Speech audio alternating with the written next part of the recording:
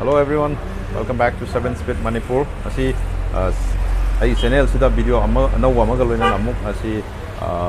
koigi DM college ki si Thailand DM college ki da laiba koigi Union Enterprise TVs ki showroom do adala aga ngasi koigi Jupiter ki anouba ko anouba product amal lae na tawdagi ngasi je yengba satpane ado yengminarase kamai tawge habdo changes na kai kamai lagi habdo ado khangminarase ko ado di ma'am subscribe toubiyu di subscribe sunga chodna toubiyu video si hausalasi ko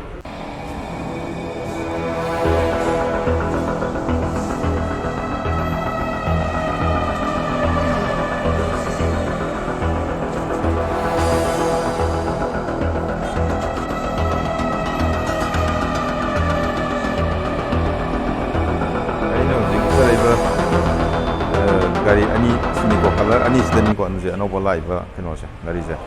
si Jupiter ki anouba keno do ne adu si smart connect kana anouba lakpa mai keno se sini ko adu ma se makal se koigi basic koigi aduga ZX adagi ZX koigi makal khara da lai hai tare sida lai re Tvs Jupiter anouba do ni ko sigise pet magi Jupiter se kogi makal se basic Jupiter basic adagi Jupiter ZX adagi Jupiter ZX Inteligo adagi ZXS Inteligo kaina kogi Jupiter classic and smine makal lei ko aduga magi da kogi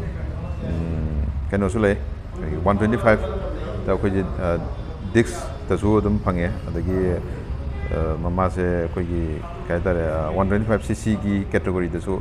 entok su dum lei aduga dum mangon da su dum 125cc ki da su dum phange bu ko adum ma'am gari che kamai tawge habdo pet yemna je ngasi ai mathang hajarake gari si ma se engine je single cylinder ne air cool engine ne full injected aduga 4 stroke oi bu ko gari je basic ni ma je magi look siya nam tangi jeng thokse maning gi just minus changes masak tadi kasu thona changes ti leite aduga magi color option je color sida khidang adi anouba keno da lak pai ba tare sigi color option ani sida aduga smaina magi smart connect X and the tires season ko aduga anbada khoi mamang lom da lak se mamang lom gi magi keno se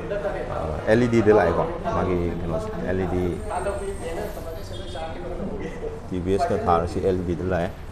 aduga si side ti jo si indicators mana me sa mana ke su thodo gena de si design magi loin mak cham mana aduga alloy da si disc ni ko lai je adu reflector si da half ni ko ma je aduga deida TVs Inteligo na ana thare magi kenos variant kenos aduga sida 3D na koi pana ko kom toroga na pego Jupiter ZX na ko aduga magi design je mai mamangi design je mai na tawe aduga magi features do ai matang hajarake mamangi se dum hajarage si mamangi instrumental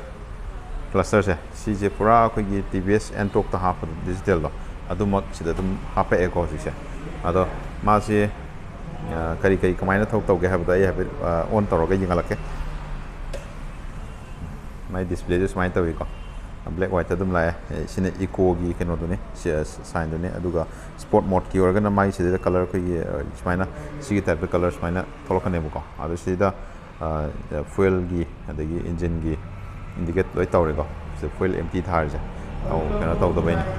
aduga loin ma digital da adi trip se loi thola ni adu ma time se thola ni adagi engine gi heat and cool se da loi pula ni ko adi se set tawum se yaore ko sa ge aduga hana yaw do feature ko gi haire gi ko gi se da size 10 cut off engine gi keno do yawe bo ko ai pet usar ke sidaida ko isigi size je si haider je bo ko khong ai je sound ma pi na ma lai ja adu si start to ya roi ba ai habet start to jar ke sigi keno namma ga ꯁꯤ start ꯇꯧꯕ ꯌꯥꯗ꯭ꯔꯦꯕꯀꯣ ꯑꯗꯣ ꯁꯤ ꯍꯥꯏꯒꯠꯂꯒ ꯑꯃꯨꯛ ꯌꯦꯡꯁꯦꯕ ꯁꯤ ꯍꯥꯏꯒꯠꯂꯒ ꯑꯃꯨꯛ ꯌꯦꯡꯁꯦ start ꯇꯧꯕ ꯌꯥꯗꯦꯗꯣ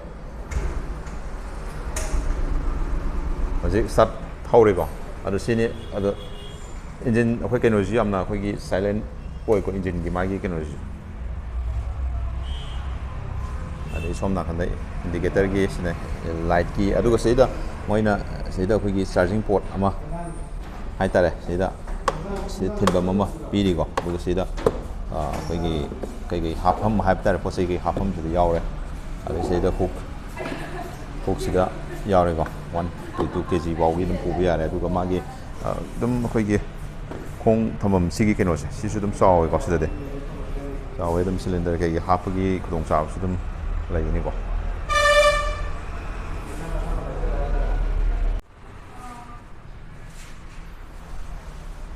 ꯑꯗꯨꯒ ꯁꯤꯗꯩꯗ ꯑꯃꯨꯛꯁꯨ ꯑꯩꯈꯣꯏꯒꯤ ꯃꯥꯒꯤ ꯐꯤꯆꯔ ꯑꯇꯣꯞꯄ ꯑꯍꯦꯟꯕ ꯑꯃ ꯍꯥꯏꯔꯒꯗꯤ ꯑꯩꯈꯣꯏꯒꯤ ꯚꯣꯏꯁ ꯀꯃꯥꯟ ꯌꯥꯎꯔꯛꯄ ꯍꯥꯏꯕ ꯇꯥꯔꯦꯀꯣ ꯁꯤꯒꯤꯁꯦ ꯑꯗꯨꯒ ꯁꯤꯒꯤ ꯁꯤꯠꯀꯤ ꯁ꯭ꯇꯣꯔꯦꯖ ꯑꯃ ꯌꯦꯡꯁꯤ ꯁꯤ ꯂꯩꯔꯦ ꯃꯥꯒꯤ ꯁꯤꯠꯀꯤ ꯁ꯭ꯇꯣꯔꯦꯖꯁꯦ ꯑꯗꯨꯝ ꯐꯨꯜ ꯍꯦꯜꯃꯦꯠ ꯁꯥꯏꯖ ꯑꯃ ꯑꯗꯨꯝ ꯍꯥꯞꯄ ꯌꯥꯕꯒꯤ ꯀꯩꯅꯣꯗꯤ ꯑꯗꯨꯝ ꯂꯩꯀꯣ ꯑꯗꯨꯒ ꯑꯦꯁ ꯀꯝꯄꯤꯌꯔ ꯇꯨ ꯑꯩꯈꯣꯏꯒꯤ ꯖꯨꯄꯤꯇꯔ 125ꯇꯣ ꯑꯗꯨꯅꯗꯤ ꯈꯤꯇꯪ ꯍꯦꯜꯂꯦ ꯃꯔꯝꯗꯤ ꯑꯩꯈꯣꯏꯒꯤ ꯐꯨꯏꯜꯁꯦ ꯁꯤꯗ ꯐꯨꯏꯜ ꯐꯤꯂꯤꯡꯁꯦ ꯁꯤꯗ ꯌꯥꯎꯋꯦꯕꯀꯣ ꯁꯤꯒꯤꯅ ꯑꯗꯨꯒ 125ꯇꯅ ꯃꯈꯥꯗ ꯌꯥꯎꯋꯦꯕ ꯑꯗꯨꯒꯤ ꯃꯔꯝ ꯑꯣꯏꯔꯒ ꯁꯤꯁꯤꯅ ꯈꯤꯇꯪꯗꯤ ꯄꯤꯛꯄ ꯍꯥꯏꯕ ꯇꯥꯔꯦ ꯑꯗꯨꯒ ꯁꯤꯗ ꯃꯥꯏ ꯔꯤꯗꯤꯡ ꯂꯥꯏꯠ ꯌꯥꯎꯔꯦ ꯑꯗꯩ ꯁꯤꯗ ꯀꯩꯅꯣ ꯌꯥꯎꯔꯦ ꯑꯩꯈꯣꯏꯒꯤ OBD ꯑꯅ ꯃꯣꯏꯒꯤ ꯀꯩꯅꯣ ꯑꯃ ꯑꯗꯨꯒ ꯁꯤꯒꯤ ꯁꯤꯠꯀꯤ ꯇꯦꯛꯁꯆꯔꯁꯤꯁꯨ ꯑꯗꯨꯝ ꯐꯖꯩꯀꯣ ꯌꯥꯝ ꯁ꯭ꯃꯨꯠ ꯑꯣꯏꯌꯦ ꯁꯤꯠꯁꯤꯁꯨ ꯑꯗꯨꯒ ꯁꯤꯗ ꯕꯦꯛ ꯔꯦꯁ ꯁꯤꯒꯤ ꯃꯅꯤꯡꯗꯁꯨ ꯍꯥꯞꯄꯦꯀꯣ ꯑꯗꯨ ꯆꯦꯟꯖꯦꯁꯁꯦ ꯀꯩꯁꯨ ꯑꯗꯨ ꯌꯥꯝ ꯀꯟꯅ ꯀꯩꯅꯣ ꯑꯣꯏꯕ ꯑꯣꯏꯗꯦ ꯁꯤꯅ ꯕꯦꯛ ꯁꯥꯏꯠꯀꯤꯗꯨꯅꯦ 5 ꯂꯤꯇꯔ ꯑꯣꯏꯔꯅꯤꯀꯣ ꯑꯗꯨꯒ ꯑꯁꯣꯝ ꯃꯃꯥꯡꯂꯣꯝꯗ ꯂꯥꯛꯄ ꯀꯥꯟꯗ ꯃꯃꯥꯡꯒꯤ ꯃꯥꯒꯤ ꯁꯤꯗ ꯆꯦꯟꯖꯦꯁ ꯑꯃ ꯁꯤꯒꯤ ꯀꯩꯅꯣ ꯁꯤꯁꯦ ꯍꯥꯟꯅ ꯀꯩꯅꯣꯗꯗꯤ ꯌꯥꯎꯗꯕꯅꯤ ꯁꯤꯗꯩꯗ ꯌꯥꯎꯔꯛꯑꯦꯀꯣ ꯁꯤ ꯀꯩꯅꯣꯅꯤ ꯃꯦꯇꯦꯜ ꯉꯥꯛꯇꯅꯤꯀꯣ ꯑꯗꯨꯒ ꯁꯤꯗꯩꯗꯅ ꯑꯃꯨꯛ ꯐꯥꯏꯕꯔ ꯃꯥꯏ ꯕꯣꯗꯤꯁꯦ ꯐꯥꯏꯕꯔ ꯑꯣꯏꯕ ꯍꯥꯏꯇꯥꯔꯦ ꯑꯗꯨꯒ ꯁꯤ ꯃꯃꯥꯡꯒꯤ ꯁꯤꯗꯗꯤ ꯑꯃꯨꯛ ꯀꯩꯅꯣ ꯑꯣꯏꯕ ꯃꯦꯇꯦꯜ ꯑꯣꯏꯕ ꯑꯗꯨꯒ ꯕꯣꯗꯤꯁꯨ ꯃꯦꯇꯦꯜ ꯑꯣꯏꯀꯣ ꯑꯗꯒꯤ ꯃꯥꯒꯤ ꯑꯦꯛꯖꯣꯁ CVTI BS6 ꯍꯥꯏꯅ ꯁꯤꯗ ꯊꯥ ꯂꯩꯔꯦ ꯑꯗꯨꯒ ꯃꯥꯒꯤ ꯇꯥꯌꯔꯒꯤ ꯄ꯭ꯔꯣꯐꯥꯏꯜꯁꯦ ꯇꯥꯌꯔ ꯄ꯭ꯔꯣꯐꯥꯏꯜꯁꯦ 90/90 12 ꯏꯟꯆꯇ ꯂꯥꯛꯑꯦꯀꯣ ꯃꯥꯁꯦ ꯑꯗꯣ ꯑꯩꯈꯣꯏꯒꯤ ꯃꯥꯒꯤ ꯃꯅꯤꯡ ꯃꯃꯥꯡ ꯆꯀꯥꯁꯦ ꯑꯩꯈꯣꯏꯒꯤ ꯑꯗꯨꯝ ꯁꯥꯏꯖꯁꯦ ꯑꯗꯨꯝ ꯍꯥꯏꯐꯦꯠ ꯃꯥꯟꯅꯔꯦꯀꯣ ꯁꯤꯗꯁꯨ 90/90 ꯑꯗꯨꯝ ꯁꯤꯗꯁꯨ ꯂꯩꯔꯦꯀꯣ ꯑꯗꯨꯒ ꯃꯥꯁꯦ ꯑꯗꯨꯝ ꯒ꯭ꯔꯥꯎꯟ ꯀ꯭ꯂꯤꯌꯔꯦꯟꯁꯁꯨ ꯑꯗꯨꯝ ꯌꯥꯏ ꯍꯥꯏꯕ ꯀꯩꯅꯣꯁꯦ ꯃꯈꯥꯒꯤ ꯁꯤꯒꯤ ꯀꯩꯅꯣꯁꯦ ꯑꯗꯨꯒ ꯃꯥꯁꯤ ꯑꯩꯈꯣꯏꯒꯤ ꯍꯧꯖꯤꯛ ꯍꯧꯖꯤꯛ ꯃꯥꯁꯤ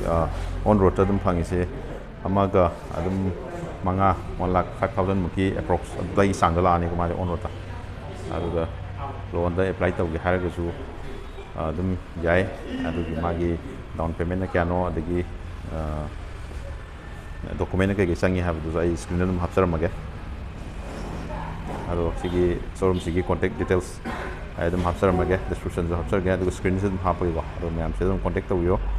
ꯑꯗꯨꯒ ꯑꯗꯨꯝ ꯃꯈꯥ ꯇꯥꯅ ꯑꯗꯨꯝ ꯇꯥꯟꯅꯕꯤꯕ ꯌꯥꯔꯅꯤ ꯁꯤꯅꯤ ꯀꯩꯁꯨ ꯊꯣꯏꯗꯣꯛꯄ ꯆꯦꯟꯖꯦꯁ ꯌꯥꯝꯅ ꯎꯗꯦ ꯀꯂꯔꯁꯤꯒ ꯑꯗꯒꯤ ꯗꯤꯖꯤꯇꯦꯜꯁꯤꯒ ꯑꯗꯒꯤ ꯃꯥꯒꯤ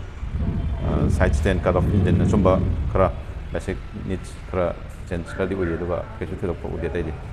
ꯁꯤꯒꯤꯗꯤ ꯁ꯭ꯋꯥꯏꯗ ꯁꯨꯝ ꯂꯣꯏꯁꯤꯜꯂꯒꯦ ꯚꯤꯗꯤꯑꯣꯁꯦ ꯃꯊꯪ ꯑꯃꯨꯛ TVS ꯑꯦꯟꯇꯣꯛꯀꯤ ꯑꯅꯧꯕ ꯑꯩꯈꯣꯏꯒꯤ XT ꯑꯃ ꯂꯩꯀꯣ ꯑꯗꯨꯒꯤ ꯀꯩꯅꯣ ꯐꯪꯉꯀꯥꯟꯗ ꯑꯃꯨꯛ ꯍꯥꯞꯆꯔꯛꯀꯦ ꯉꯁꯤꯒꯤꯗꯤ ꯁ꯭ꯋꯥꯏ ꯁꯨꯝ ꯂꯣꯏꯁꯤꯜꯂꯁꯦ ꯑꯗꯣ ꯒꯥꯔꯤ ꯊꯧꯕ ꯃꯇꯝꯗ ꯍꯦꯜꯃꯦꯠꯇꯤ ꯁꯨꯡꯁꯣꯏ ꯁꯣꯏꯗꯅ ꯎꯞꯄꯤꯌꯨ ꯃꯌꯨꯝꯗ ꯊꯧꯕ ꯃꯇꯝꯗ ꯑꯆꯧꯕ ꯊꯧꯔꯒꯅ ꯁꯤꯠ ꯕꯦꯜꯠ ꯁꯨꯡꯁꯣꯏ ꯁꯣꯏꯗꯅ ꯐꯥꯕꯤꯌꯨ ꯍꯥꯏꯔꯒ ꯁ꯭ꯋꯥꯏ ꯁꯨꯝ ꯂꯣꯏꯁꯤꯟꯖꯔꯒꯦ